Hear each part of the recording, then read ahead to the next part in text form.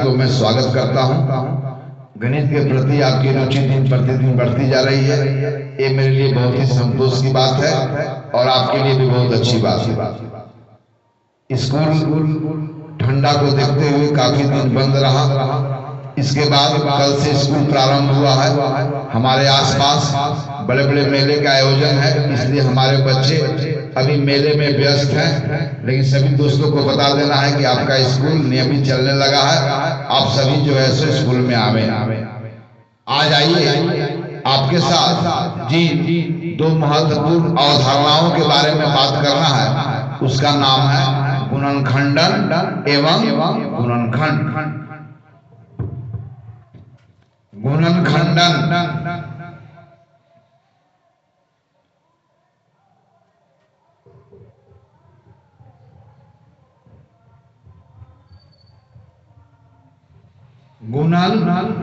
खंडन और दूसरा है गुणनखंड।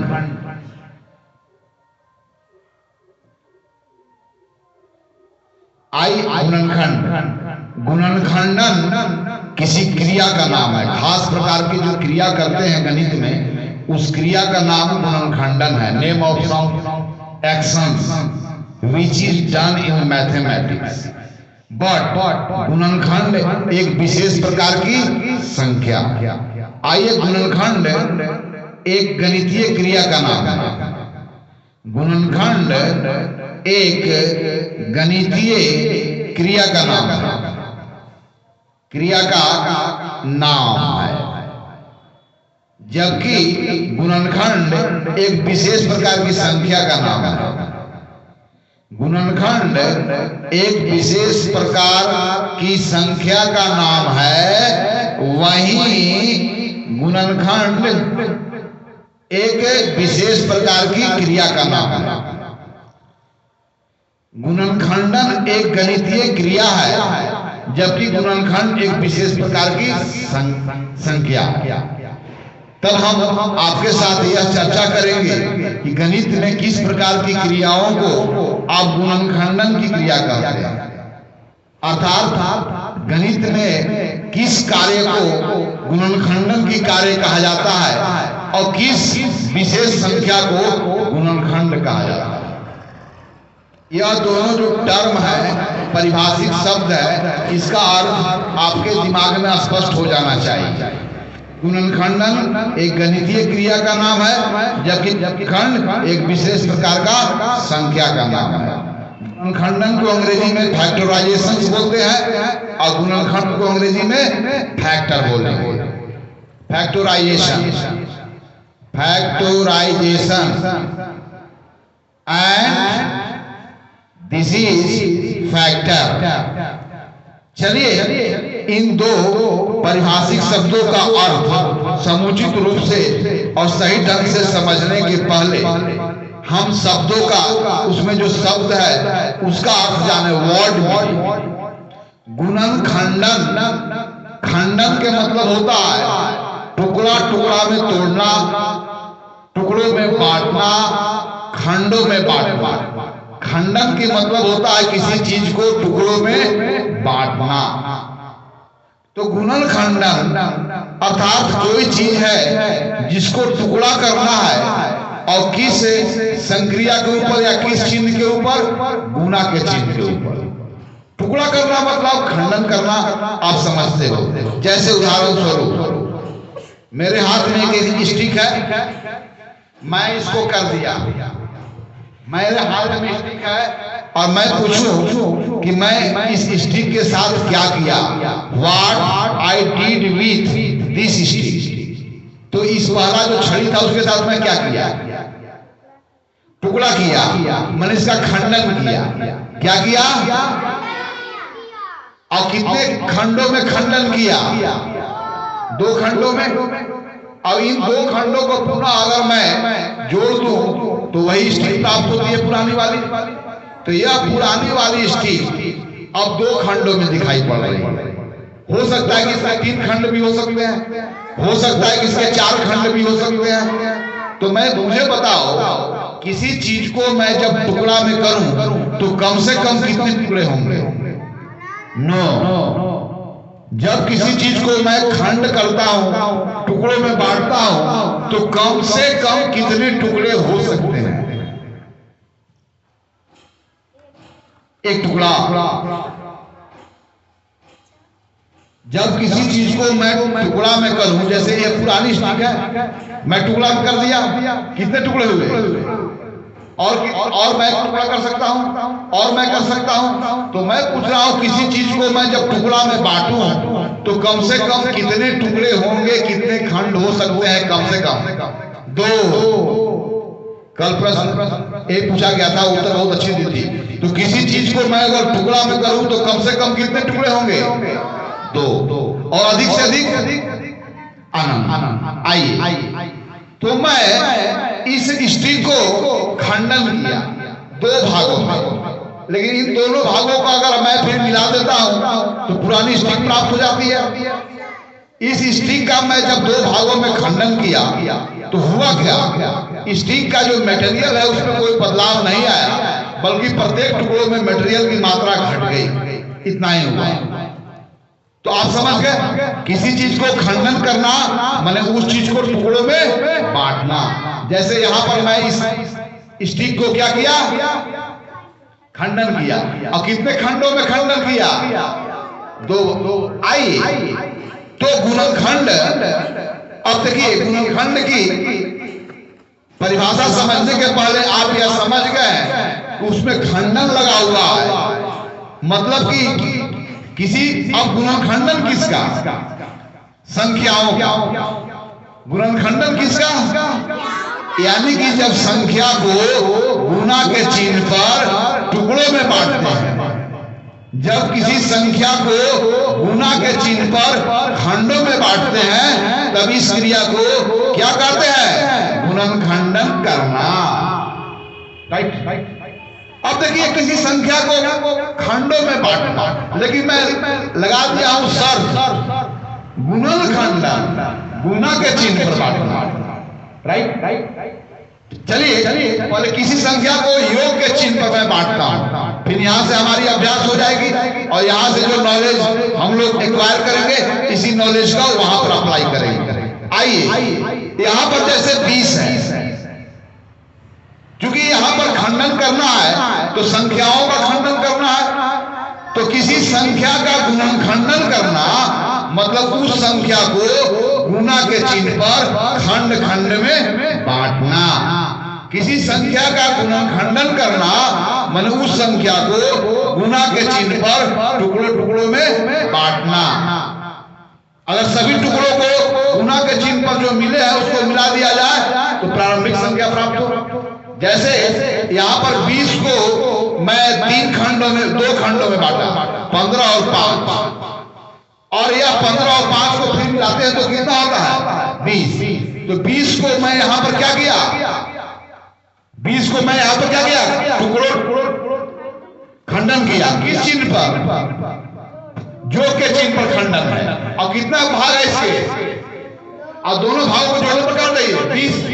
यदि 20 का मैं 3 संख्याओं में बांट दूं, 10 प्लस 10 प्लस 5, तो यहां पर 20 को मैं क्या किया?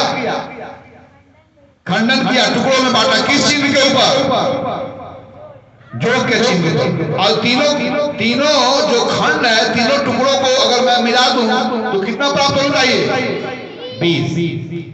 आइए, ठीक इसी प्रकार मैं 20 को अब मैं खंडन कर रहा हूं। यहाँ 20 को भी मैं 2 टुकड़ों में बांटा, मैं 3 टुकड़ों में बांटा, लेकिन किस चिन्ह पर बंटवारा हुई? जो के, लेकिन गुणनखंडन है। अर्थात किसी संख्या को गुणा के चिन्ह पर टुकड़ों टुकड़ों में बांटना। और कितना टुकड़ों में बांटा जा सकता है? फिर मैं पूछ रहा हूं, किसी वस्तु को या किसी संख्या को आप टुकड़ा टुकड़ा कर रहे हैं तो कम से कम कितना टुकड़ा? अधिक से अधिक अंत हो सकते हैं। आइए, तो यहां पर मैं 20 को 10 गुने 2 लिखा। 10 गुना कितना होता है? तो 20 को मैं यहां पर 2 टुकड़ों में बांटा कि नहीं? और प्रत्येक यह टुकड़ा कितना है? यह टुकड़ा कितना है और यह 20 किस चिन्ह पर बटे हुए हैं? 20 को मैं टुकड़ा टुकड़ा किया किस चिन्ह पर? यहाँ पर 20 को मैं टुकड़ा टुकड़ा किया किस चिन्ह पर? यस।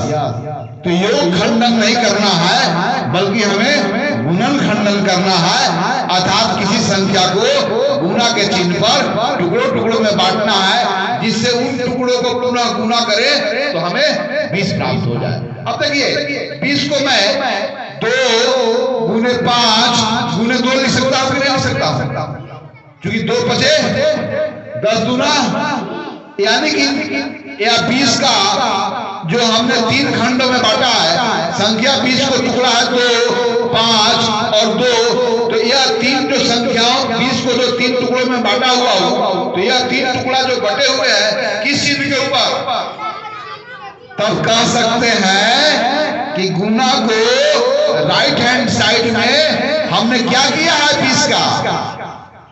20 का हमने इधर क्या किया? चलो आज 20 को मैं यहां पर क्या किया? खंडन किए किस चिन्ह पर? तो हम कह सकते हैं कि 20 का यहां पर क्या किया गया? गुणन खंडन किया गया। गुणन खंडन बोलो, क्योंकि यह भी 20 है और यह भी कितना है, लेकिन यहां पर 20 किस रूप में लिखा हुआ है? गुणन खंडन के रूप में। यहां 20 को गुणन खंडन किया गया और कितने खंडों में बांटा गया है? वेरीफाई। अब चलिए यहां पर 50 है और इसी 50 को हम लिख रहे हैं 25 गुने 2, तो 50 का हम गुणन खंडन कर रहे हैं कि नहीं? क्योंकि 50 को टुकड़ों में बांट रहे हैं गुना के चिन्ह पर। तो किसी संख्या को गुना के चिन्ह पर जब खंड खंड किया जाए तो इस क्रिया का नाम क्या है? गुणन खंडन। अर्थात किसी संख्या को गुना के चिन्ह पर टुकड़ों टुकड़ों में बांटना। समझ ना? तो मैं कह सकता हूं, आप कह सकते हो कि 100 भी इधर है और इधर भी 100 है, इधर भी देखो 100 है, ये भी कितना है? 100 है, ये भी 100 है, ये भी 100 है, ये भी 100 है, ये भी 100 है। लेकिन 100 के साथ राइट हैंड साइड में क्या किया गया है? क्या किया गया है? उठ के बोलो। तो 100 के साथ इधर हमने जो किया है वो क्या किया है? खंडन। क्योंकि 100 को गुना के चिन्ह पर मैं टुकड़ों टुकड़ों में बांटा हूं। Yes sir. यहाँ पर 100 को गुना के चिन्ह पर कितने टुकड़ों में बांटा हूं? यहाँ पर 100 को गुना के चिन्ह पर कितने टुकड़ों में बांटा हूं? यहाँ पर 100 को गुना के चिन्ह पर कितने टुकड़ों में बांटा हूं? 4 टुकड़ों में बांटा हूं। लेकिन हर जगह कहेंगे कि 100 को हमने टुकड़ा टुकड़ा में खंड खंड में बांटा, और किस चिन्ह पर? गुना के चिन्ह पर। तो यहाँ पर 100 50 का राइट हैंड साइड में जिस रूप में लिखा गया है उस रूप को कहेंगे कि यह 100 और 50 का गुणन खंडन है, नॉट गुणन खंडन। तो 100 और 50 का ये क्या है? गुणन खंडन किया गया है। और इस तरह से जो प्रत्येक टुकड़ा हमें प्राप्त होता है वह 100 का गुणनखंड कहलाता है। गुना के चिन्ह पर जब किसी संख्या को टुकड़ों टुकड़ों में बांटते हैं तो प्रत्येक प्राप्त टुकड़ा, प्रत्येक प्राप्त खंड उस संख्या का गुणनखंड कहलाता है। तो हमने 50 को यहाँ पर गुना के चिन्ह पर 2 टुकड़ों में बांटा, तो यहाँ पर कौन कौन संख्या प्राप्त हुआ? 25 और 2। तो 25 और 2 प्रत्येक टुकड़ा 50 का क्या कराएंगे? क्या कराएंगे? गुणनखंडन, गुणनखंड। चलो यहाँ पर 100 को मैं 3 टुकड़ों में बांटा, तो प्रत्येक टुकड़ा 100 का क्या कराएंगे? गुणनखंड। क्रिया का नाम है गुणनखंडन, और जो संख्या प्राप्त होता है इस तरह से वो प्रत्येक संख्या दिए गए संख्या का गुणनखंड कहलाता है। तो मुझे बताओ, यहां से देख के बताओ कि 100 का कौन कौन से गुणनखंड है? बोलो। हाँ और 25 2 1 ये कहाँ है? 2 है। चलो चलो 20 का कौन कौन गुणनखंड हो सकते हैं बताओ? हाँ हाँ 10 2 2 5 2 कोई भी होगा यहाँ पर दो, एक बार बोला तो दोबारा नहीं बोलना जरूरी है। तो किसी संख्या को गुना के चिन्ह पर जब टुकड़ों टुकड़ों में बांटते हैं तब उस क्रिया को गुणनखंडन कहते हैं और गुना के चिन्ह पर प्राप्त प्रत्येक टुकड़े उस संख्या का गुणनखंड कहलाता है। ओके समझ गए? जैसे यह पूरा मेरा स्टिक है, यह स्टिक को कहा कि मैं गुणनखंडन करूं, तो हम यहाँ पर इसको 2 टुकड़ों में बांट दिया, तब प्रत्येक टुकड़ा इस फुल स्टिक का क्या कहलाएंगे? क्या कहलाएंगे? गुणनखंड। Very fine. अब आओ मैं आपको देता हूं 32। अब 32 को गुणनखंडन करना है, यानी 32 को गुणा के चिन्ह पर बांटना है। तो अगर किसी संख्या को बांटोगे, टुकड़ा करोगे, तो तुम्हें कोई संख्या ही नहीं मिलेगा। अलग बात है उससे क्या होगा? छोटी संख्या मिलेगी। इस कलम को मैं 2 टुकड़ा में प्राप्त किया, तो प्रत्येक भाग तो कलम का ही होगा। अंतर होगा कि प्रत्येक भाग यह संपूर्ण से सदैव छोटा होगा, उससे कहीं बड़ा नहीं होगा। तो आइए 32 का गुणनखंड करें। कौन करेगा? 32 का गुणनखंड करो। चलो तो फट शुक्र। तो किसी संख्या गुणनखंड करना मतलब गुना के चिन्ह पर बांटना, जिससे संख्या गुना कर मुझे 32 प्राप्त हो। चलो यह 32 का हम इधर क्या किया है? गुणनखंड किया, गुणनखंडन किया। गुणनखंडन। और इस गुना के चिन्ह पर जो प्रत्येक बटे हुए प्रत्येक टुकड़ा है, प्रत्येक खंड है, 32 का क्या कहलाएगा?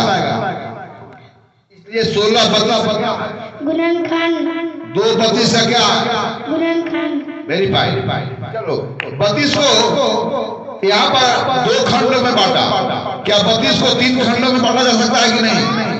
जिससे कि तीनों खंडों का गुणनफल 32 के बराबर हो।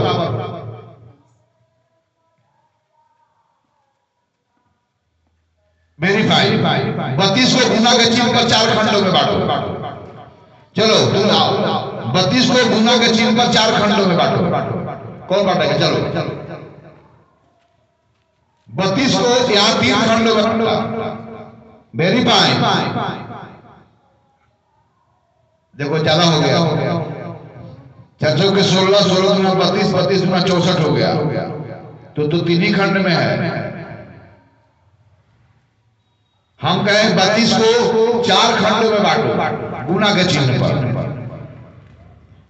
मतलब चारों संख्याओं को गुना करने के बाद हमें 32 प्राप्त हो। किसी संख्या का गुणनखंडन करना मतलब 2 या 2 से अधिक ऐसी संख्याओं में विभक्त करना जिसको गुना करने के बाद दी गई संख्या प्राप्त हो। चलिए कीजिए।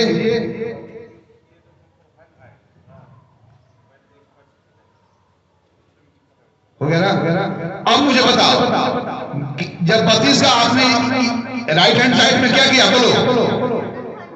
Very fine. 32 को यहां पे क्या किया गया है? 32 को यहां पर भी क्या किया गया है? यानी 32 को गुना के चिन्ह पर टुकड़ों में बांटा गया।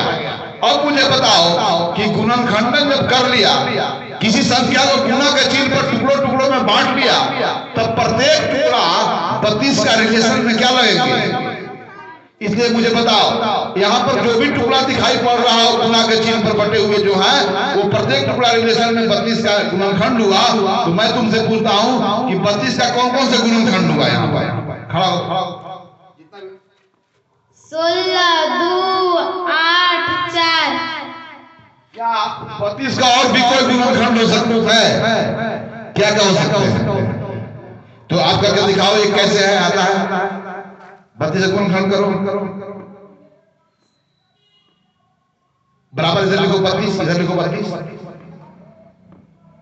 बराबर। यहाँ पर देखो 32 को भी गुना के चिन्ह पर 2 खंडों में बांटा है, क्योंकि 32 और 1 का गुणनफल 32 होता है। तो हम कह सकते हैं कि 1 भी 32 का गुणनखंड है और 32 भी 32 का गुणनखंड है। अब मुझे बताओ यहाँ से कि 32 का सबसे बड़ा गुणनखंड कौन है? 32 का सबसे बड़ा गुणनखंड खड़ा होकर बोलो जब समझ 32 चलो अब 32 का सबसे छोटा गुणनखंड कौन है? 1 वेरी फाइन। 32 का सबसे बड़ा गुणनखंड 32 है और 32 का सबसे छोटा गुणनखंड कौन है? यानी किसी संख्या का सबसे बड़ा गुणनखंड स्वयं संख्या होता है और किसी संख्या का सबसे छोटा गुणनखंड 1 होता है। अब आइए यहाँ चलो 40 को गुणनखंडन करो, 2 टुकड़ों में बांटो। यानी 40 का गुणनखंडन करना है 2 टुकड़ों में, 3 टुकड़ों में, 4 टुकड़ों में, 5 टुकड़ों में, या कितना संभव है आप कर सको। चलो तुम आ जाओ, आओ जल्दी करो, सामने लिखो। लेफ्ट हैंड साइड में इन संख्याओं का गुणनफल है और इधर क्या है? गुणनखंडन है।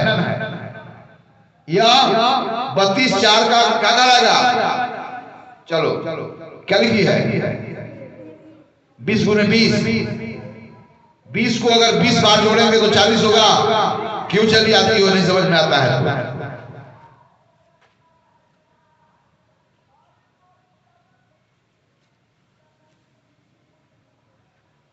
चलिए और कोई गुणनखंडन हो सकता है 40 को दूसरे रूप में?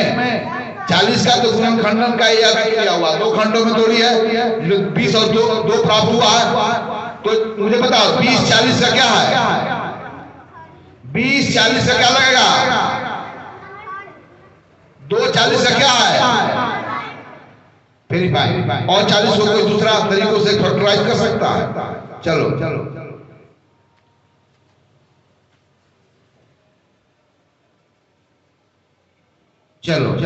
अब कोई 40 को कोई और तरह से फैक्टराइज कर सकता है? 40 को जितना भी तरीका है इनसे भिन्न तरीका में भी गुणनखंडित किया जा सकता है। यदि किया जा सकता है तो आप करें। चलो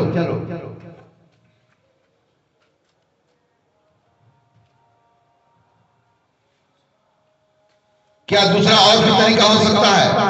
चलो जितने संभव तरीके हैं गुणनखंडन करने का उन सभी संभव तरीका को यहां पर लिखो। क्या दूसरे तरीकों से फैक्टराइज किया सकता है? यू हैव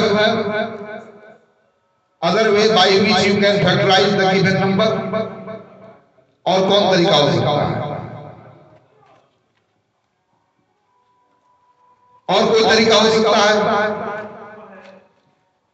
चलो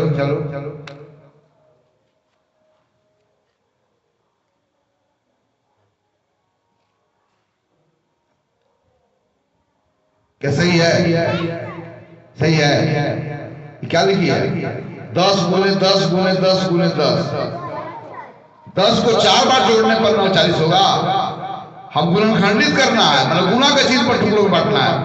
गुना के चीज पर 10 को अगर 4 बार प्राप्त करेंगे तो उन टुकड़ों गुना करेंगे तो कितना प्राप्त होगा? 1000 में होगा।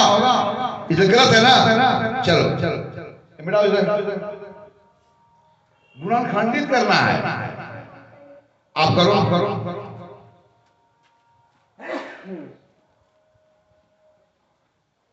और कोई तरीका हो सकता है?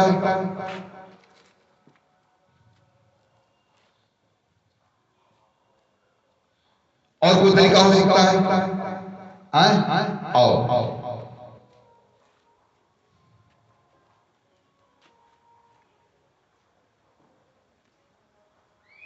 चलिए 5 गुने 8 और 8 गुने 5।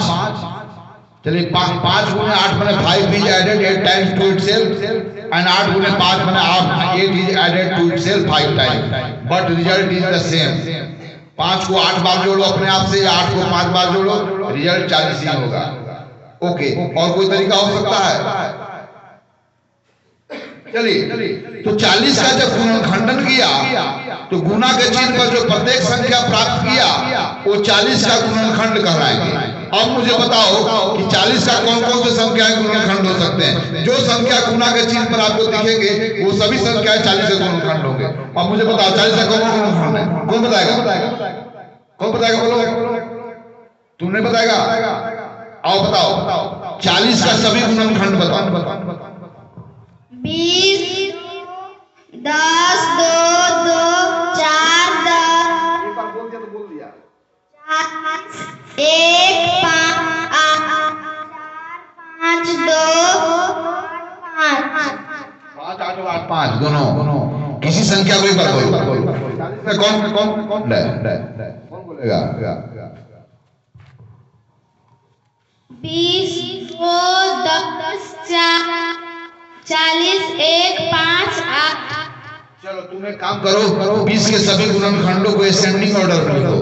सबसे छोटा गुणनखंड को पहले असेंडिंग ऑर्डर में लिखो। 20 का सबसे असेंडिंग ऑर्डर में वो लिखना है, खाली 40 का गुणनखंड लिखो। हाँ, कौन सा गुणनखंड पाया? असेंडिंग ऑर्डर में बढ़ते हुए क्रम में। ठीक है, ठीक है।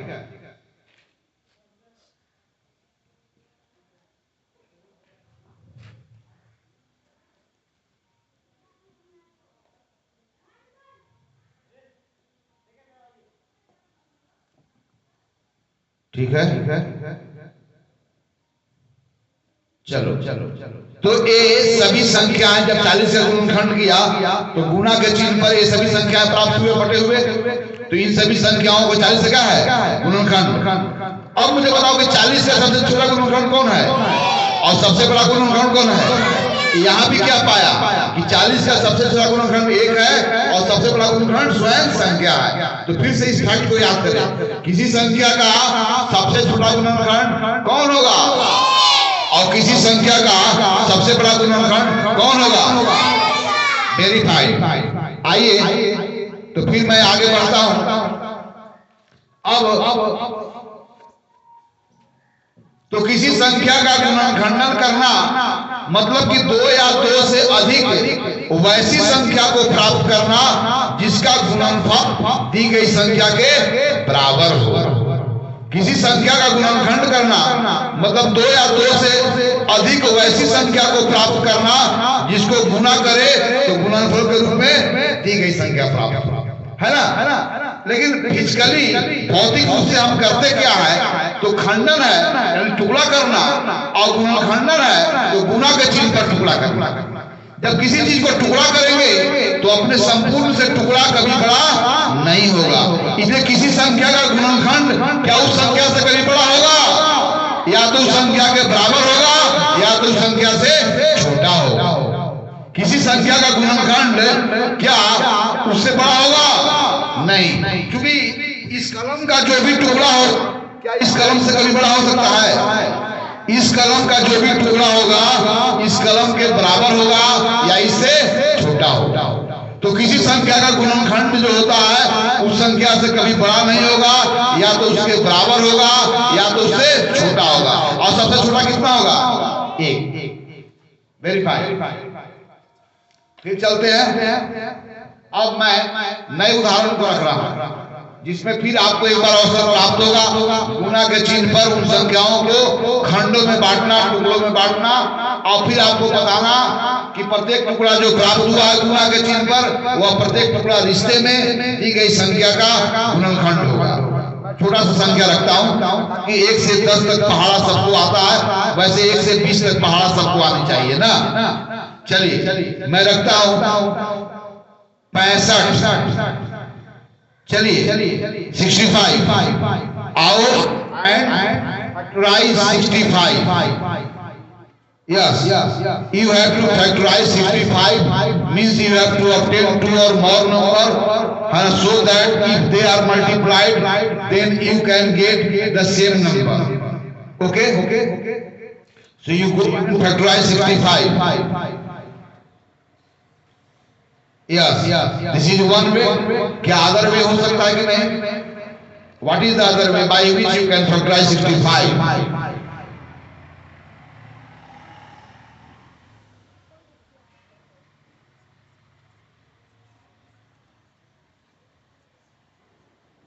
वेरीफाई।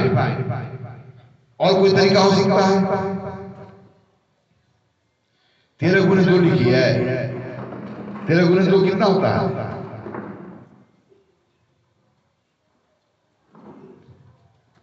ठीक। और कोई हो सकता है? क्या हो सकता है?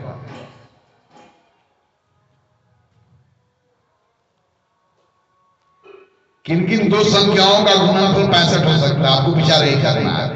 65 डिग्री का गुणनफल 65 है, 13 और 5 का है, और कोई नहीं होगा, सिर्फ इतना ही है ना।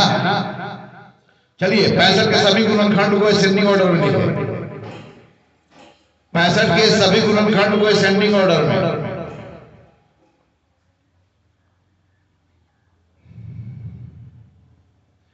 तो 65 के गुणनखंडों की संख्या कितनी है यहां पर? 4। 65 का सबसे बड़ा गुणनखंड कौन है? 65 का सबसे छोटा गुणनखंड कौन है?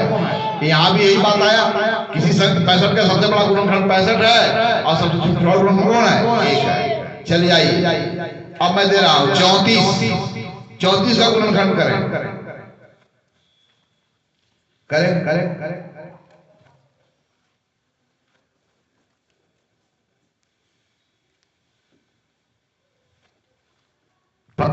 15 गुने 2, 15 को 2 बार जोड़ेंगे तो 34 होगा। 15 is added 2 times to itself, what number you get? अगर नहीं है तो फिर दूसरा पे आओ, टाइम हाँ जाओ अपनी जगह पर। अच्छा 17 गुने 2, और कोई तरीका हो सकता है? चलिए आप कीजिए। चलिए यहां पर 34 का सभी गुणनखंड लिखिए।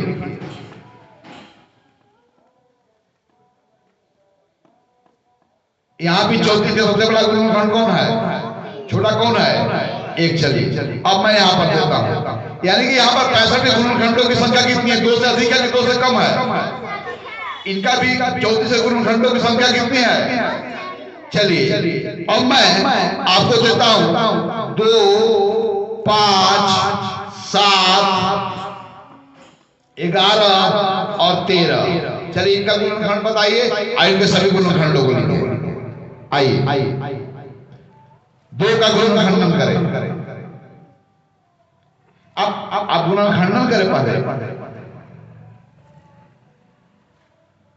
और तब यहां पर लिखे 2 का सभी गुणनखंड। ठीक है, 5 का गुणनखंड करें, और कोई दूसरा तरीका नहीं हो सकता है। कोई भी 2 संख्या ऐसा प्राप्त नहीं होगा इनसे अलग जिनका गुणनफल 2 के बराबर हो।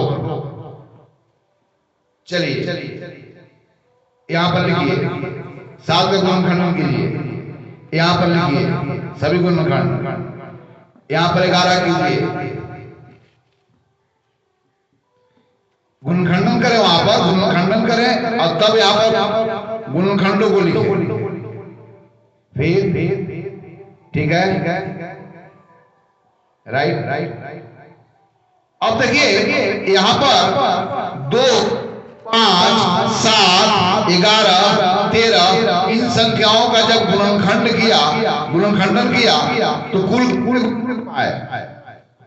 2 का कौन सा गुणनखंड है? 5 का कितने गुणनखंड है? 7 का कितने गुणनखंड है? 11 का कितने गुणनखंड है? 13 का कितने गुणनखंड है? लेकिन मुझे 4, 6, 8, 9 का गुणनखंडन करो, और मुझे बताओ कि 4 का कितने गुणनखंड होंगे? पहले करके बताना।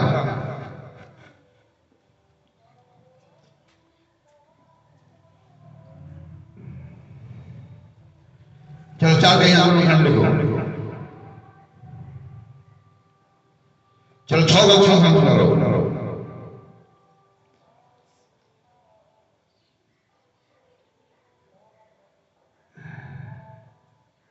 चलो 6 का गुणनखंड लिखो।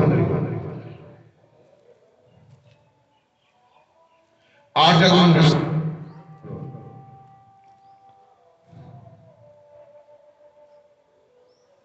चलो लिखो।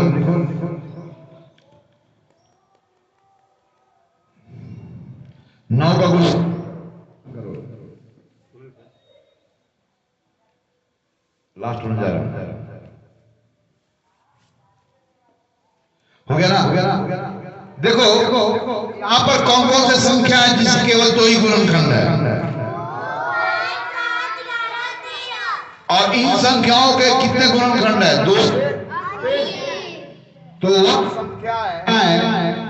वह संख्या है जिसके केवल गुणनखंड हो, और एक ऐसी संख्या है जिसके तो वह इसके केवल दो खंड ऐसे संख्याओं को हम लोग आभास संख्या कहते हैं, और जिसके दो खंड ऐसी संख्याओं को भाज्य संख्या कहते हैं। भाज्य संख्या का अंग्रेजी होता है कंपोजिट नंबर और आभास संख्या का अंग्रेजी होता है प्राइम नंबर। तो आज के गणित के संसद में हम दो परिभाषा शब्दों को बेहतरीन समझा, गुणनखंडन एवं गुण। तो फिर मैं बता देता हूँ सदन को समाप्ति के बाद जिस संख्या को गुणा के चिन्ह पर टुकड़ों में बांटना ही संख्या का गुणनखंड होता है। टुकड़ों गुणा के चिन्ह पर बटे प्रत्येक टुकड़े उस संख्या का गुणनखंड कहलाता है। आज इतना ही जानकारी के साथ संसद समाप्त होता है। फिर अगले सदन में हम नई को लेकर धन्यवाद।